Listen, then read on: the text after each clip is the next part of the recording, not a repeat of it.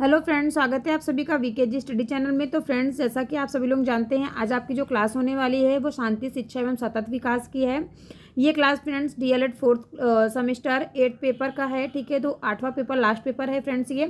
तो देखिए, इसका जो फर्स्ट क्वेश्चन है अति लघु उत्तरी प्रश्न। फ्रेंड्स, ये जो ये पेपर है ये आपका 25 नंबर का आएगा। ठीक है, तो 25 नंबर में फ्रेंड्स आपकी जो क्वेश्चन की संख्या है, फ्रेंड्स देखिए, जो इसमें क्वेश्चन की संख्या आपकी, तो ऑप्शनल जो क्वेश्चन रहते हैं 5 क्वेश्चन फ्रेंड्स आपके ऑप्शनल रहते हैं। एंड जो अति लघु उत्तरीय प्रश्न है ये आपके 6 प्रश्न रहते हैं। इसमें एक एक नंबर के भी 6 प्रश्न रहेंगे और 7 क्वेश्चन जो रहते हैं 14 मार्क्स का, वो आपका 2-2 नंबर का रहता है। ठीक है, तो फ्रेंड्स ये आपका पूरा पेपर हो गया, डिटेल्स मैंने आपको बता दिया। तो ये जो आपका अति लघु उत्तरीय प्रश्न है, फर्स्ट क्वेश्चन है, ये क्वेश्चन देखिए आपका 2021 में पूछा गया है। पुरुषार्थ चतुष्टय का क्या अर्थ है? तो देखिए फ्रेंड्स, जो पुरुषार्थ के से तात्पर्य है मानव के लक्ष्य या उद्देश्य है। ठीक है, जो पुरुष मतलब पुरुष प्लस अर्थ होता है, तो पुरुष का तात्पर्य है विवेक संपन्न मनुष्य से है, अर्थात विवेकशील मनुष्यों के लक्ष्यों की प्राप्ति जो है, लक्ष्यों की प्राप्ति ही पुरुषार्थ कहलाता है। जबकि प्रायः क्या होता है, मनुष्य के लिए वेदों के 4 पुरुषार्थ का नाम लिया गया है, जैसे धर्म, अर्थ, काम और मोक्ष, इसलिए इन्हें पुरुषार्थ चतुर्ध्याय भी कहते हैं। ठीक है फ्रेंड्स, तो नेक्स्ट क्वेश्चन देखिए, यहाँ पे जो क्वेश्चन है सभी देखिए 2021 में, 2020 में सब पूछे गए हैं, 2022 में क्वेश्चन आंसर पूछे गए हैं। तो फ्रेंड्स यहाँ पे मैं आपको वही क्वेश्चन कराऊंगी जो आपके एग्जाम में पूछे गए हैं। ठीक है, तो क्वेश्चन स्टार्ट करते हैं। तो देखिए फ्रेंड्स, यहाँ पे क्वेश्चन है राष्ट्रीय एकता की क्या आवश्यकता है? तो देखिए, जो राष्ट्रीय एकता की क्या आवश्यकता है ये आपका 2021 में फ्रेंड्स पूछा गया है। तो राष्ट्रीय एकता की आवश्यकता इसलिए है क्योंकि अभाव में हम पूर्णदासता पूर्व जीवन व्यतीत करने के लिए प्रतिबद्ध हो सकते हैं, इसलिए क्या होता है, राष्ट्रीय एकता की आवश्यकता होती है। नेक्स्ट है चरित्र निर्माण का क्या तात्पर्य है? और चरित्र निर्माण का अर्थ स्पष्ट कीजिए। तो देखिए, यह क्वेश्चन है, इसका तात्पर्य पूछा गया है और अर्थ पूछा गया है।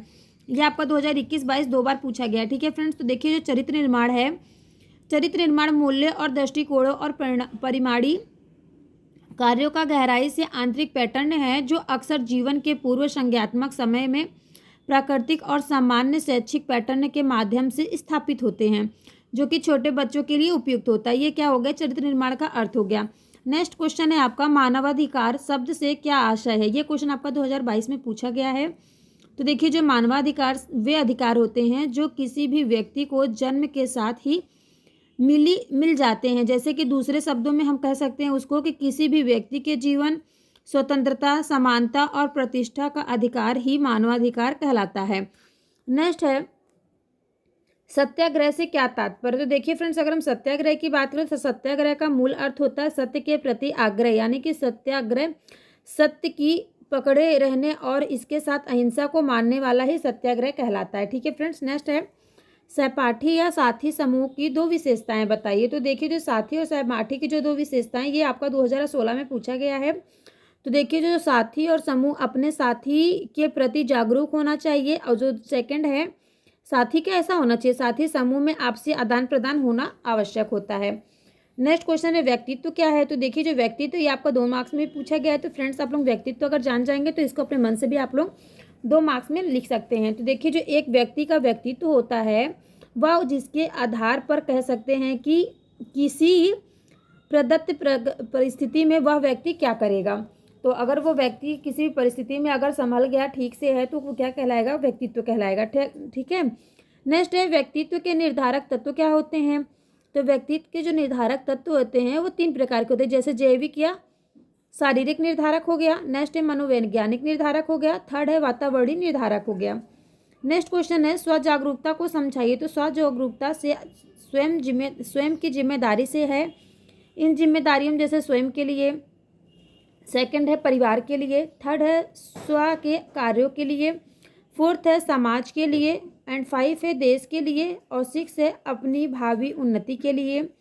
एंड नेक्स्ट है स्व जागरूकता के द्वारा ही आदर्श जीवन की प्रगति सार्थक हो सकती है। तो जब तक इंसान स्व जागरूक नहीं रहेगा तब तक उसके मतलब क्या है, वो ना अपने स्वयं के लिए कुछ कर सकता है, ना अपने परिवार के लिए कर सकता है, ना ही वह समाज के लिए कुछ कर सकता है। तो स्व जागरूक होना बहुत ही ज़्यादा जरूरी होता है। नेक्स्ट है सहपाठी से क्या आशय है?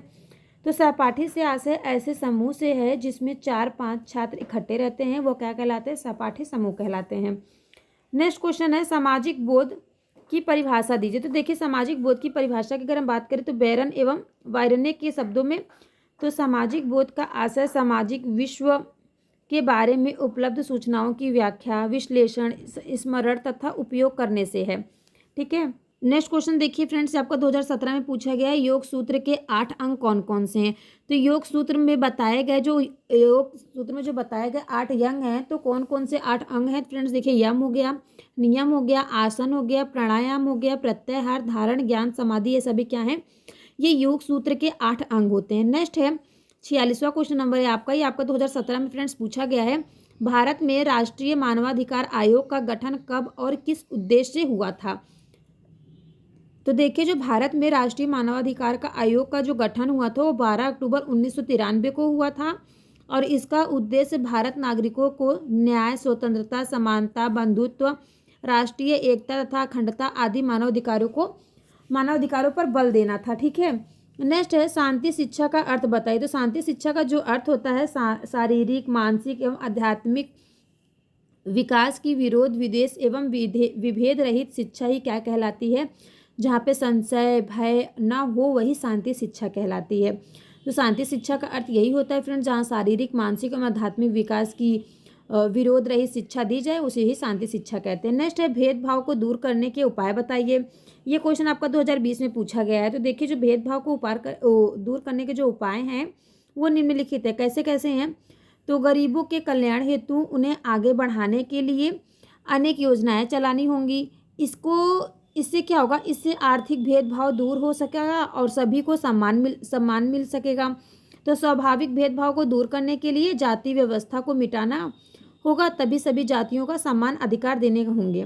नेक्स्ट है अहिंसा से क्या तात्पर्य फ्रेंड्स। देखिए ये अहिंसा से जो क्वेश्चन है आपका 2020 में पूछा गया है। तो देखिए जो अहिंसा का समान है अर्थ होता है हिंसा ना करना।